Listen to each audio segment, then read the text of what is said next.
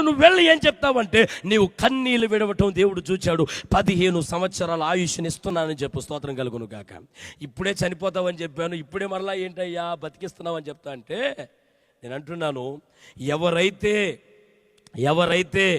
నువ్వు ఇంకా నీకు జీవితం లేదు, ఇక బ్రతుకు లేదు, నీకు ఇక లేదు, కష్టం నష్టం, ఇక నువ్వు అయిపోయావు, నీ సీన్ అంతే, నువ్వు పడిపోయావు, ఇంక నువ్వు పైకి లేవు, అంతే అంతే అంతే అన్నారో వాళ్ళ నోటితోనే చెప్పిస్తాడు నా దేవుడు, నువ్వు పైకి లెగుస్తావు. స్తోత్రం కలుగును గాక. ఏ డాక్టర్ అసాధ్యం అన్నారో ఆ డాక్టర్ నోటి నుంచే ఇది ఎలా జరిగింది అనిపిస్తాడు నా దేవుడు. స్తోత్రం కలుగును గాక. ఎవరైతే నువ్వు నాశనం అయిపోతావన్నారో వారంటారు, అమ్మా నువ్వు నమ్ముకున్న దేవుడు భలే లేపాడే నిన్ను అంటారు. స్తోత్రం కలుగును గాక. ఎక్కడ అవమానం పడ్డామో అక్కడే ఘనతనిస్తాడు నా దేవుడు. స్తోత్రం కలుగును గాక.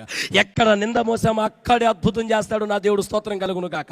ఎక్కడ తల దించామో అక్కడే నీ తలెత్తుతాడు దేవుడు. స్తోత్రం కలుగును గాక. ఈ రాత్రి ఎంతమంది తల దించుకొని బ్రతుకుతున్నారు, ఎంతమంది అవమానాలతో బ్రతుకుతున్నారు, ఎంతమంది నిందలతో బ్రతుకుతున్నారు. అయ్యో మాకు జీవితం లేదా అని వారి వైపు కూడా తల ఎత్తడానికి ధైర్యం చేయలేకపోతున్నా, మిమ్మల్ని నా దేవుడు తల ఎత్తి నిలబెట్టేటట్టుగా చేయబోతున్నాడు. స్తోత్రం కలుగును గాక.